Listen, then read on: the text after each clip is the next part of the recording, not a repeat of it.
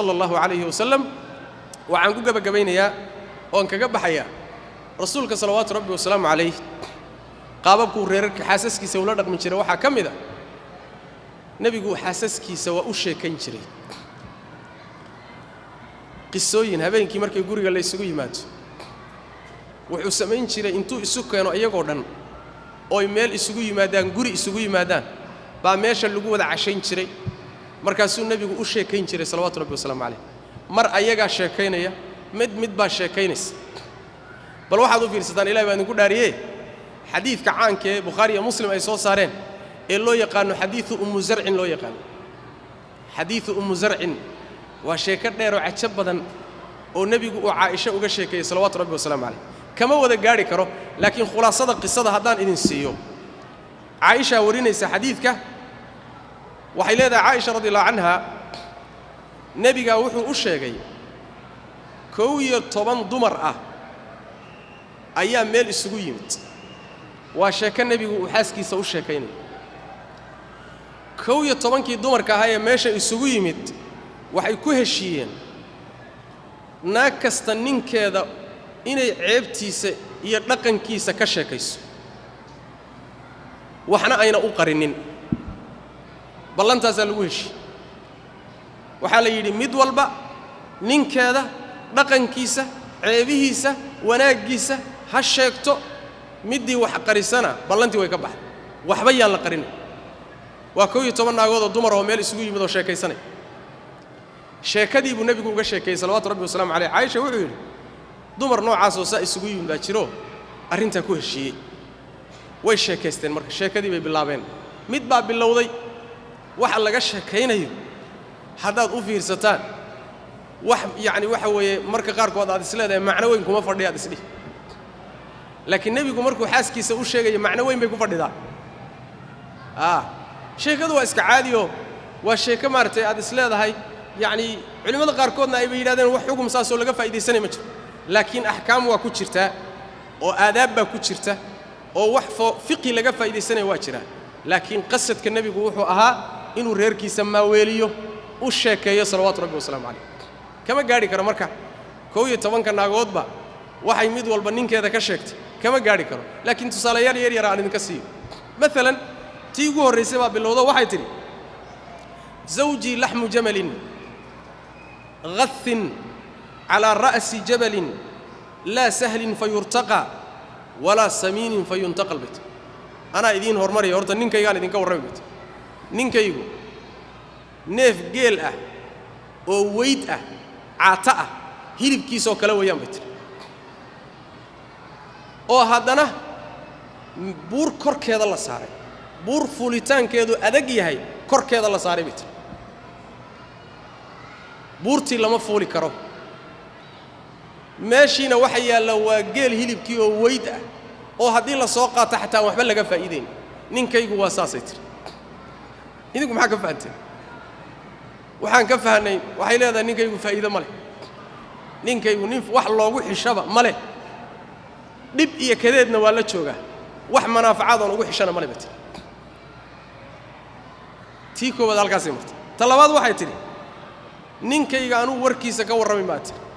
warkiisa baahin maayo haddaan warkiisa idin bilaabo waxaan ka baqi inaan waxba ka tagi waayo waxba inaan u hambayn waayo oo tuurtiisa iyo buradiisa iyo wixii u qarsoonba inaan ku fakado oo waxba hambayn waayaan ka baqi wata warkiisa ka halka iga xidhwatay iyadoo waa ka gaabsatay waa naagti labaad naagti saddexaad waxay tiri ninkaygu waxay tiri horta waa nin dheer oo dherer nacasnimo baxay bay tiri waa nin iska baxay iska dheeraaday bay tiri kow waxay tiri in antiq utallaq haddaan hadloo nuu idhaahdo wuu ifuri wa in askut ucallaq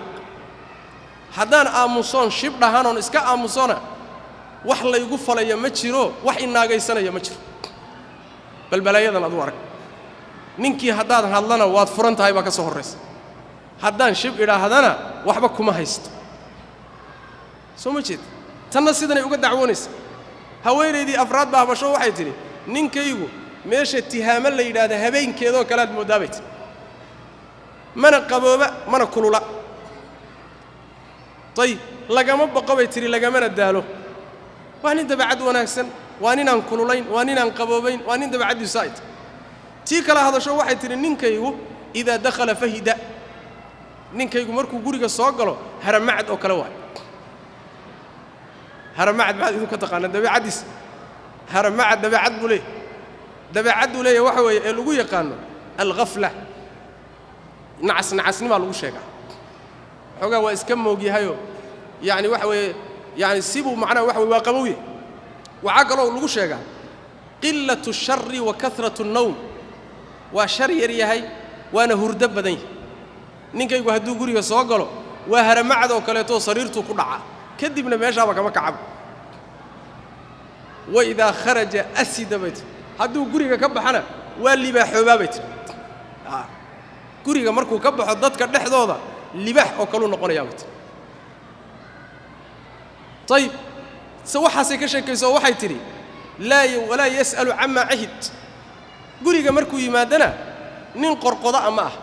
waxyaabuhu igaga tagay waxba igama weydiyo lacagtiisi iyo xooluhu ka tagay biilkii iyo naamaanta imisaal yaanya soo siisay imisaad bariis ku soo gaday imisaad hilib soo siisay maxaa baaqi oo soo haray nin waxa ay warsada ma ahabit waa nin deeqsiya waa nin aan waxaas danaynin bit adiga dumar sheekadooda ma dhamayn karnee laakiin aanu nimaadno ta ugu dambaysa aanu nimaadno taata ku xigtaay oo macnaha waxa weeyna haweeneyda lixaada waxay leedahay zawji in akala laffa wa in shariba ishtaffa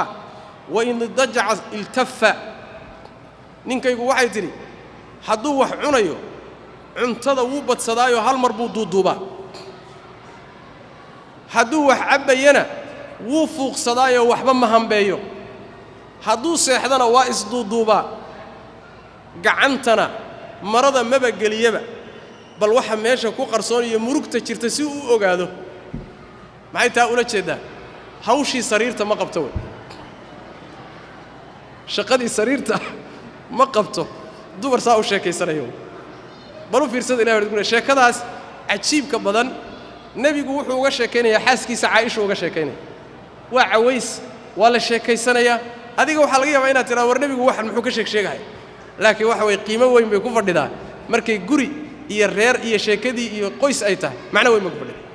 akhiran marka aan ku soo gabagabeeyo haweeneydii ugu dambeysay ee 11aad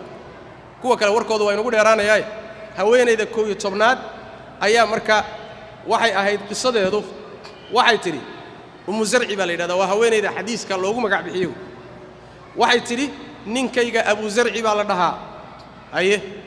abu zarci idinku maxaad ka ogtiin bayt maxaad ka taqaanaan abu zarci aan idin sheegay dhagahayga wuxuu ka laalaadiyay dahab buu ka buuxiyay bay tiri iyo wax la isku qurxiyo aye cududaydi iyo jirkaygana hilib buu ka buuxiyay uu cayilay bay tiri sidoo ii baananayo wax ii siinay baan anigu dhan cayilay bay tiri wabajahani fatabajahtu intuu iga farxiyay baan farax iyo isla weynan iyo karaamo ayaan dareemay bit tayib reer xayn adiyale dad adi tabcada yaan ka dhashay iyagii intuu iga soo dhax qaaday buu dad fardoolay iyo geelay ah yu i dhax keenay bit ilaan Soomaalidu siday geela ugu faani jirtay iyo fardaha bay carabtu geel iyo fardaha ugu faani jireen arigana waa la yeesi jiray dadkiis marka waxay leedahay arilay baan ahaan jirnay geelay iyo fardoolay buu dhax keenay bit طيب beerna waa igeeyay bay tir dhul beer dad beeralay ahaayeen way soo waday waxay ka sheekaysay ninkeeda hooyadii waxay ka sheekaysay gabadhiisa waxay ka sheegatay gabadha jaariyada u adeegta inta markay ka sheekaysay oo intaba ammaan ka buuxisay bay waxay tiri ninkayga Abu Zarci saan isoo fiicnay xaalku saa u ahaa buu maalintii dambe iga soo baxay maalintii dambe iga soo baxay xilli inta barwaaqo lagu jiro caanaha la lulayo subagii laga saaray oo xoolihii dhaleen oo nu aad u ladanna umbu maalin iga soo baxay bit markuu soo baxayna wuxuu la kulmay bay tiri haweenay laba ilmood wadata labada ilmoodood moodaysa laba haramacad say u koreen iyo quruxda ka muuqata labada haramacado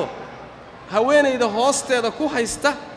oo kalideeda hoosteeda ku haysta waxaad moodo laba xabbo oo rumaan ah waxay ula jeedaa haweeney naasaheedii baa waxay ku tilmaamaysaa laba xabbo oo rumaan ah labadii wiil ay wadatayna laba haramacad bay ku tilmaamaysaa haweeney laba wiil wadata oo nuujinaysa buu maalintii dambe ay kulmeen bay tiri haweenaydii buu guursaday bay tiri anigina waa i furay ninkii Abu Zarci ahaa ee qiimaha badnaa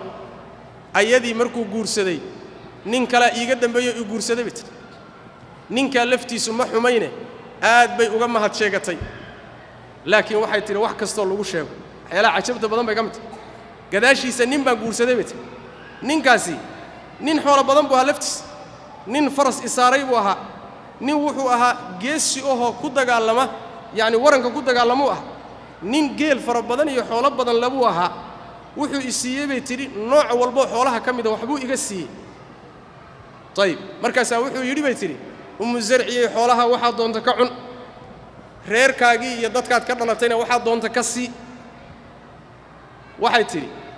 ka dambe wixiisa aan ku sheegay oo dhan kulli markii la isu geeyo ninkaygii hore ee Abu Zarci weelashiisa weelkii ugu yaraa ma gaadhaysa buu kulli geeliisi iyo xoolihiisi iyo hantidiisa isku wada Abu Zarci oo ninkaygii hore ah weelashiisa weelkii ugu yaraa ma gaadhi karo ma buuxin karo bay waa meesha la yiraahdo al-hubbu lil-habib al-awwal jacaylka kuwii hore iska leh soo ma jeedin ninkii dambe waa ku dagi weyday wixiisii oo dhan waxba u noqon waayay waxay ka samri la adahay ninkii la dhigi jiray Abu Zarci ee ninkeedii hore ah nabigu qisada markuu u sheegay oo xadiidkaasi 12 naagood qisadooda nabigu uga sheekeeyay sheekadooda buu markaa Aisha wuxuu ku yiri anuguna adiga waxaan ku ahay Abu Zarci sidoo u ahaa Zarci laakiin kufuri maayo buu nabigu sallallahu alayhi wasallam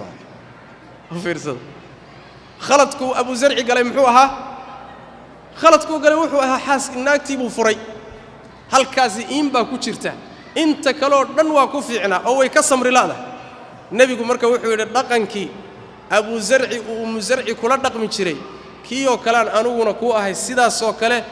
laakiin furiinkii Abu Zarci uu Zarci ku sameeyay kugu sameyn maayo kufuri maayo buu nabigu sallallahu alayhi wasallam warka murtidiisu marka waxa weey sheekada aad arkaysaan iyo dumarka sheekaysanaya nimankooda ka sheekeynay wax ka sheegahay rasuulku wuxuu Aisha ugu sheegaya علشان وحوي استئناسا يعني وحوي guriga sheekadiisa yani dumarka u sheekayntooda qancintooda raali gelintooda waa maadam muhiim ah oo guriga iyo jiritaankiisa iyo dhisnaantiisa muhiim ku ah hadii laakiin mar la markaad guriga soo gashaba guriga bandow la saara bandow sida rag qaar xaalatu dawaari ba guriga la cilaaminaya wax hadli kara wax dhaqdhaqaaqi kara wax socon kara caruur dumar kulli ma jirto xas ma jirto xaalatu dawaarigan iyo xaaladan degdega iyo yani waxan oo dhan waa dhaqan qalafsan oo dhaqankii nabiga garamarsan salawaatu rabbi wasalaam alayhi dhaqankii nabiga xaasaskiisa iyo guriyihiisa dhaqanka qiimaha badan buu ahaa aynu qaadanno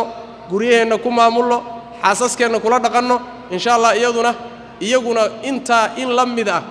iyo in ka fiican bay inuu la dhaqmi doonaan ajirna waynu ka helaynaa aakhirana wax weyn bay inoo noqon caruurtii baa inoogu barakoobi guriyihii baa insha Allah ta'ala inoo barakoobi kalsooni baa dadka dhexdooda maraysa laakiin qaabkan qalafsanaantan iyo kala taagnaantan iyo dhibkani wax inoo tari maayo aakhiriya adduuntoona nabiga dhaqankiisii waa farabadan qisaskana lagama bixi karo shamaaishii nabiga qoysaskiisa wax la dhameyn kara ma laakiin waqtigan inta ka badan noo saamaxaynin inta ayaynu muxaadaradii ku soo gabagabeynayna qaab dhaqankii nabiga sallallahu alayhi wasallam